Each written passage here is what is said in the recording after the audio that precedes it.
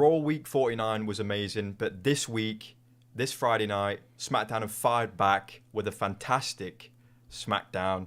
Amazing segments, better matches, in my opinion. And we are all hyped for Saturday night's main event. What did you think, Beav? Dude, I thought that the promos from Raw were good. And I was like, oh, the SmackDown's wrestling has been better, but the promos aren't as good. And then Solo comes out and does a really nice promo and everything. Kevin Owens promo with Michael Cole, It was brilliant. This show was better than Raw. It was miles better than Raw, and not to say that Raw was bad. I don't want to shit on Raw too much, but no, Raw was really good. Raw was really good. It's just this was even better. It was just everything. It was just incredible. Like every match had something. So I can't remember how the show opened. The show opens with Cody Rhodes. He comes out. He gives a promo, and Chad Gable comes out with American Made. Oh yeah.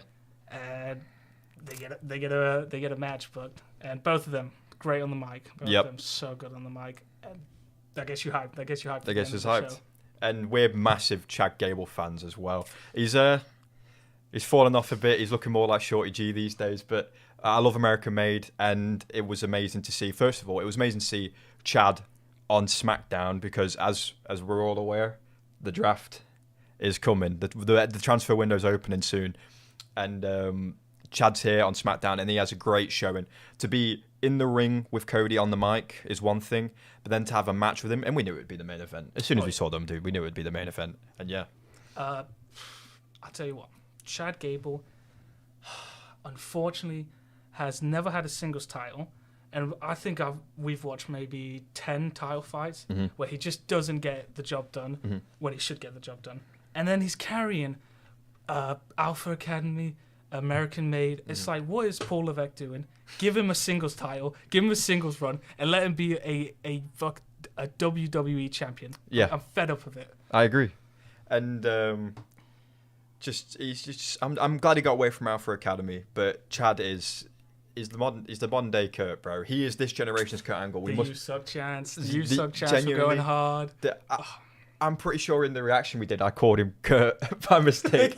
I was like, man, Cody and Kurt Angle, what a match. But we can glaze Chad for another 20 minutes, bro, but we should probably move on. But very happy for him. His stock went up. His stock went up massively. I hope it just goes up from here. It just keeps going up, and eventually he gets a singles title. I don't care if it's a mid-card American title. Well, the American title would go hard. Would go incredible on him with his singlet matching as well. Yeah, for sure. Then after that, let's see what we got next. Triple threat match. The qualifiers for the US. The women's US title. Yeah, very excited about that belt. It looks gorgeous. I love a white strap, bro. And it was Naomi, Tiffy, and Elektra Lopez. Yeah. And great showing from all three of the women. There wasn't a bad match tonight. There wasn't a sleeper match. Last week you had your Butch and R-Truth. You had your tag match with the women. Sorry, that was. It's just such a pointless match. The finger fucking that Pete Dunne does, not Butch. Get it right. Sorry. we got Butch's only fan in the house, but yeah, we had the qualifying match. Naomi, big fan of Naomi. Also a big fan of Tiffy. I'm wondering what they're doing with her because she's going far in this tourney. Yeah. What is semi-finals now? She has the briefcase. She wouldn't cash in for the mid-card championship, even though I think they need to. I think it'd make the belt look better if you're willing to cash in for it. But ultimately, though, if she wins this bracket, she's going to be a US Women's title holder and have the briefcase. Yeah, which is crazy. We could have a Tiffy time double champ, bro. I don't see her winning both titles, but no, I don't either. Especially because who's left in the bracket? Bailey, for a start. Don't get me wrong. I like Meechin and I like Chelsea Green. Yes. But ultimately, if they're fighting a Bailey, they need to. A Bailey's a worthy contender, dude. they've got some tough competition coming up. I love these brackets, man. I'm such a big fan of brackets. I love them. These and they're all triple threat matches as well. It all could have been one-on-one matches, but they made it a triple threat, and every match has been a banger. I'll tell you what, Tiffy and Naomi, they both got. They've both got springboard moves that they do, and it was on show tonight. It was really good. I enjoyed that. The match finished with the prettiest moonsault ever. Yeah. On who took the pin? Electra Lopez. Yeah. But so yeah, Naomi gets thrown out the ring, so she's not really involved. So it protects Naomi. 1, 2, 3. Tiffy progresses, and now she's going up against Michin, which. Unfortunately for Michin, she's the one that got a lot of this talk started about the women's mid-card titles. She got a lot of this talk started because no one really saw her as a WWE champion when Nia Jax is there, when Rhea's in the picture on Raw, when, all this sort of stuff. So the mid-card titles are essential. But she ain't beating Tiffy, bro. And even if she beats Tiffy, she ain't beating Bayley. Do you know what I mean? No, it's not happening. No. So anywho, let's move on to the next segment, which I also can't remember. Street Profits. They get beat up in the back room. We don't know who it was yet, but we'll find out. Who does Bianca Belair and what's his name, Martin Ford? I didn't know they were married. Montez Ford. Yeah, Hang on, we do know who beat up the Street Profits. Did they say? DIY. Oh, it was DIY. Did they say that at the show, or was it just implied? It's implied, like right, DIY. Okay. Which later on we'll talk about. That's wow, what a heel turn. Yeah, Street Profits, they get beat up, and then Bianca comes out versus Piper. Piper Niven, yeah, because they attacked her previously, targeting her injured ribs, and what? I tell you, I didn't know Piper Nevins was like that. I was not familiar with the game. Normally with the bigger wrestlers, they just do the same moves and they're not clean. But then you got people like Piper Nevins and Ivar who are just so good. They are so good. It doesn't matter the size they are. No. They just do some insane moves, and it was different tonight with her. Yeah, just the rhythm she gets into with the sentons, the body splashes. There was a bit when Bianca gets thrown into the ropes and she's sort of sat up, and just from out of the shot, Piper Niven runs in and is just already midair and squishes Bianca, dude. And there was a powerbomb as well. Oh, that powerbomb, yeah. The nastiest goddamn powerbomb I've ever seen. Sit-out powerbomb as well. Bianca was on the shoulders, but she wasn't all the way up, was she? She was dangling down. Piper Niven just picks her up from dangling and goes with her down onto the mat with the powerbomb, and it was filthy. The fact that Piper Niven lost is a shame, because she could have won. Bianca was protected because of her injured ribs. Yeah. You could have given the W to Piper. Yeah, you could have gave it to her, and it wouldn't change anything because Bianca's injured, and her stock would have went up. Her stock would have went up. It's a win-win for everyone. So yeah, because I don't know why they didn't. She's just been kicked out of the US title thingy as well. She didn't make it in her bracket. But anyway, genuinely, it can't be understated the fact that was match of the night. Yeah, that was genuinely match of the night. Dude, and Bianca's so strong, dude. She is so strong. We didn't even cover the finish. Well, she picked her up and it just... She hit the kiss of death. Bro. She hit the kiss of death on Piper Niven onto Chelsea Green and covered her for the 1, 2, 3 and held her, shimmied from one side of the ring to the other to hit the kiss of death. Incredible. Actually, she propelled a big woman off her shoulders from one side to the other and fully rotated her midair, dude. Arguably more impressive than when Bayley picked up Nia Jax. I mean, arguably, yeah. You just got to ask yourself which one you'd rather do, bro. My answer's neither. But incredible, man. What a banger. That match, I wasn't expecting anything from it. I know Bianca's good, but I didn't know Piper was that good. I didn't know it was going to be that heater of a match. It was great. It was great. Ultimately, everyone that's at the WWE that we see on television has earned the right to be there and is more than competent. This ain't, you know what I mean? This ain't AEW, bro, where if you can do a triple somersault front flip, you get on TV. Everyone that's there can go in the ring, and Piper even proved it tonight. Just bolstering the women's division, bro. They look so great at the minute on both sides, dude. Smackdown, it was incredible. And then the next segment, God bless you for taking notes, bro, because we had LA Knight and Shinsuke, and they were hyping it up, and then Carmelo comes out, and it's like, oh, they're gonna do maybe we get a triple threat match. I didn't know where it was going, but I was kind of getting into it because Shinsuke, he had that Japanese promo, and then he comes out looking like a Sith Lord. Genuinely, actually, Sithsuke, yeah. And then LA Knight comes out, he cooks it on the mic. Andrade's just there for the hell of it. He's just there for the vibes. He's just there for the vibes. I don't know. And then they all get attacked by Solo and the two Bloodline members who are not injured from the two remaining ones, which is Tonga, one of the Tongas, and Jacob Fatu. It's one of the Tongas, Tamatonga. It's the one that does the yeah, that guy. I feel terrible not knowing his name, but they're so darn similar. Tongaloa, I guess. I don't know. Dude, the fact that everyone's injured from that Elimination Chamber match, what's that, 5-star match, you think? Yeah, from the men's War Games match, and War Games, they always do this with steel cage matches. They're like, this is barbaric. They're gonna die in there. Everyone gets injured, and it's like, and then everyone actually gets injured. We've got our reactions to it. They did a segment before the show, just a little video package where Bronson Reed jumps off the cage, and we didn't spot this when we watched it. No. Bronson lands on his ankle. So if you imagine rolling your ankle, imagine being 300 pounds and dropping 20 feet and doing that. And Jimmy hits that move that you don't see him do a lot, and it looks super nice. And he breaks his toe. And he breaks his toe. It's everyone's injured. It's a miracle that it's only. And apparently Tongaloa got injured from CM Punk with a toolbox. Yeah, with the torn bicep. Something like that. Yeah, CM Punk needs to stop using that toolbox. He busted Drew Mack open, and now he's fucked someone else up. So, God knows, man. I'll tell you, the Solo promo, I didn't know he was like that on the mic. No. I think it's just because he spent so long in the limelight as the new tribal chief.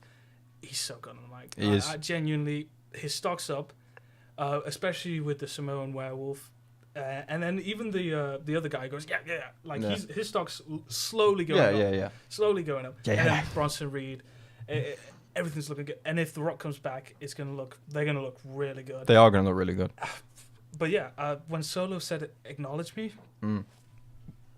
Loki, I was ready to acknowledge. I was ready to... We couldn't help it, bro. We had to acknowledge Solo. It was like my hand couldn't control this stuff. But we were just saying about how the Bloodline needed that because they just got packed in at the Survivor Series. They look good. They look good. I like Solo as... but obviously, before I just was straight up hating. Yeah.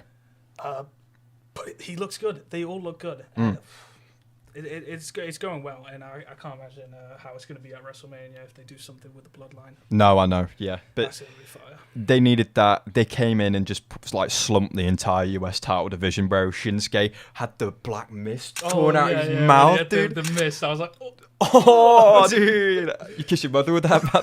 Dude, it was filthy. It looked like he was...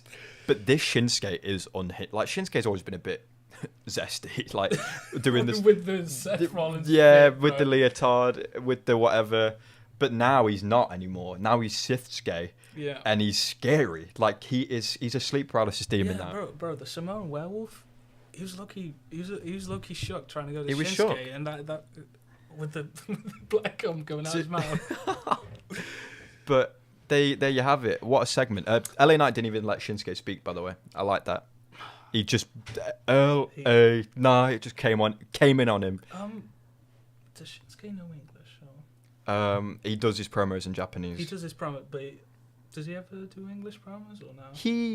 During promos he reacts to them talking to him correctly, okay, right. like, and LA Knight said, "I've got my mist protectors on. I've got my LA Knight mist protectors on. Put his sunglasses on." But Shinsuke having LA Knight do all the talking, it's like the dog who barks more. It's like It's LA Knight's character, you get what I'm innit? saying? It's what LA Knight does. It works for Shinsuke to not talk too much. Yeah, because it's his character. It's He's silent but deadly. Yeah, exactly. Yeah, silent but deadly. He's mystical. He's that's a fire. With that miss, bro. Yeah, with that miss, dude. Yeah, he's terrifying. But then we move on. What is it? The tag match. DIY versus Machine Gun.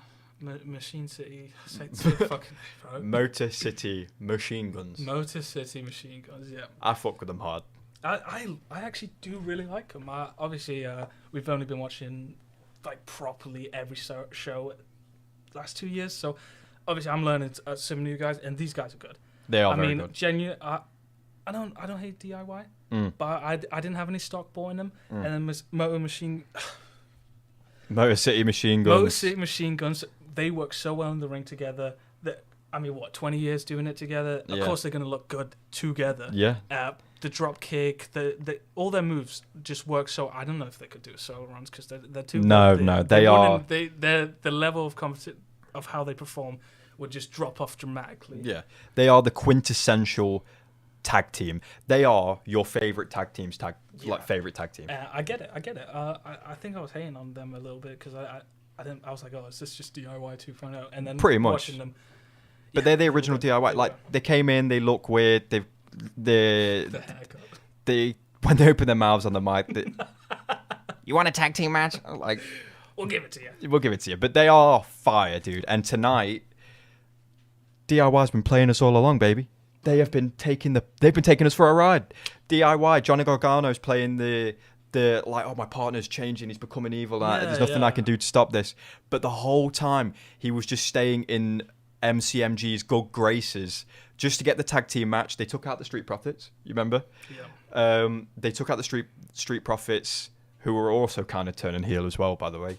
And then they got in the match. They're playing the theater of the breaking up tag team who were about to turn on each other. They're pushing each other. I really didn't expect when the low blow. That's the low blow. The heel turn, and literally as soon as he did the low blow, his whole demeanor changed. It was like he went from a babyface to a heel. Yeah, like that. Because he was playing the character. Didn't realize it was happening. I can't remember the last time I saw such a poetic low blow, and the other story layer is the fact that Gargano and Alex Shelley, I think it's Alex Shelley, it might be the other one. Chris Sabin's the one with the short hair. Alex Shelley is the one with the weird haircut. They are actually friends. Yeah. Johnny Gargano, when he was making it in the business, slept on his couch and stuff. They are tight. And he hit the low blow. He threw Alex Shelley out the ring. And then meet in the middle on Chris Sabin. 1, 2, 3. New tag team champions. And DIY look the most worthy of gold that they have done in a long time. Yeah, DIY needed to be heels. Them as baby faces, it's too carbon cut out, and this is much better. Them as heels. It is too carbon cut out to watch. And I think the similarities between them and DIY are like they even have the same finish. The Michael Cole in their first match, like they had a guy on his knees and they both kicked him in the head. Yeah. And Michael Cole was like, "That looks a lot like Meet in the Middle," and I was like, "Well, yeah, because they fucking grew up watching Motor City Machine Guns." Maybe not Ciampa, because Ciampa was good as a single star, I've heard, in NXT. But here we go, DIY. I'm excited to see what happens next. Yeah. And you got the bomb dropped that Gargano is married to Candice LeRae. Bro, what's it with everyone like being married to someone? From Jimmy, Naomi. They're all just shacking up, man. Genuinely. Seth and Becky. Everyone. They're all just... I'm the man. I'm the man. They all just want to get together, bro, I guess. And then after we had this match, we had Kevin Owens, who refused to go in the building. Yeah. And he said, "Michael called meet me in the parking lot. Sit in my car and we'll have a chat." I was like, okay, dude. I was like, okay. And he cuts a promo, and I've been hearing it on the internet that Kevin Owens was right. It's I like that in a story, that people are kind of siding with KO a little bit, you know? Low-key, Kevin Owens is right, bro. Oh, Roman Reigns was just like... Oh, no. Beef's turning heel on us. Beef's turning heel. Roman was annoyed for what? Like, I know we weren't we didn't watch the whole thing. thank God. I was annoyed when we had to watch it for like a year long. Yeah. And they apparently he's been doing it for 3 years. Yeah. Maybe Solo is the tribal chief. Solo's the tribal chief, y'all. But he made some really good points. Yeah. They're saying about KO's is obsessed with being the main guy, and then he says, "Oh, who left in 2016 when they weren't happy with opportunities they were given? Was that me or Cody?" Dropping bars, bro. He was dropping bars, and then he was so funny in that promo as well. He was the whole thing when he, Michael, come to the window, and then he rolls his window up on him. KO is funny. He is a funny man. I told you that story about him and playing with wrestlers. Yeah. He threw the mug at the wall because he wanted to have the Stone Cold music, and he went straight through the drywall, and he goes, "I was 17." I love KO. He plays pissed off. He plays like red-faced, screaming, "Why don't you understand me?" So well. He's done that before. Really good. And he's not said anything about Sammy, which is interesting to me, because Sammy is with the Bloodline. He didn't say anything about Sammy in that promo. Sammy was mentioned, and he didn't respond to it.